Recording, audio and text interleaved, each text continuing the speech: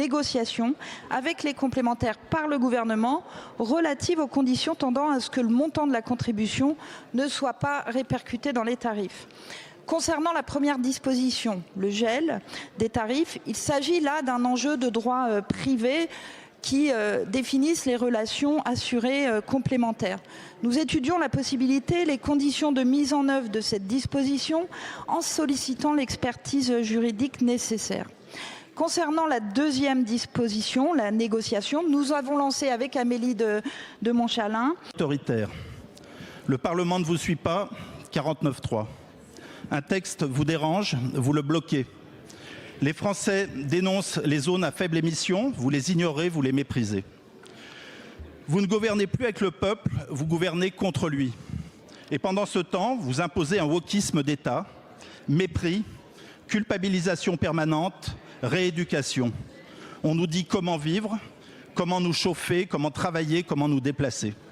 Alors, Monsieur le Premier ministre, allez-vous enfin écouter le peuple? Il serait temps.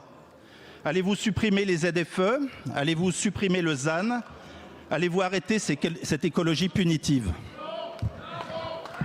Merci beaucoup, monsieur le député. La parole est à madame Maude Bréjon, porte-parole du gouvernement. Merci madame la présidente, mesdames et messieurs les députés. Monsieur le député, encore beaucoup de modération dans votre question. Je ne sais pas par quoi commencer. D'abord peut-être par dire que le peuple, il est représenté par les élus et les 577 députés qui siègent aujourd'hui dans cette Assemblée nationale. Et que ce sont les lois de la République votées par les députés de cet hémicycle qui s'appliquent. Ils se sont d'ailleurs encore prononcés. J'en profite pour féliciter ma collègue Stéphanie Rist qui a été réélue, vous le voyez, par le peuple dans sa circonscription. Quant à votre vision de l'écologie, monsieur le député, permettez-moi d'être extrêmement sceptique. Si vous pensez que nier la science, comme vous êtes en train de le faire, en ne regardant dans un programme d'études de ce dépistage, nous allons poursuivre le dépistage du cancer du col de l'utérus. Nous pouvons arriver à éradiquer ce cancer si la vaccination papillomavirus continue à s'étendre.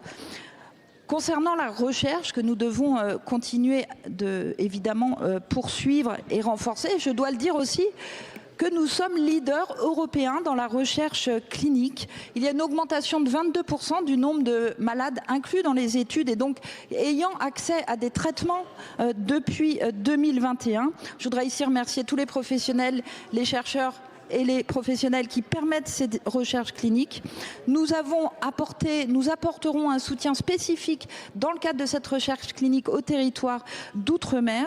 Je dois le dire aussi, 16 molécules innovantes sont mises à disposition des centres de labellisation dans les phases précoces. Là aussi, ça permet 10 essais supplémentaires. Vous le savez, l'engagement du gouvernement est très fort. Plus de dépistage, plus de recherche et moins de cancers. Merci beaucoup, Madame la Ministre. La parole est à présent à Monsieur Béranger Cernon pour le groupe La France Insoumise. Merci, Madame la Présidente. Collègues, ma question s'adresse au ministre du Travail. Monsieur le ministre, 1994, contrat d'insertion professionnelle. 2006, contrat première embauche. 2026, la même recette. Nous serons à vos côtés. Madame Simonet, je vous parle. Je vous précise qu'avant toute prise de parole, il est d'usage de saluer la présidence dans cet hémicycle.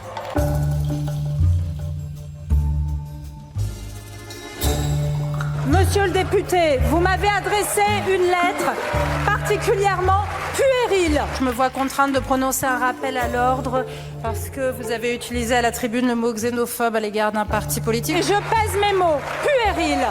Ouais, mais on va pas s'en sortir.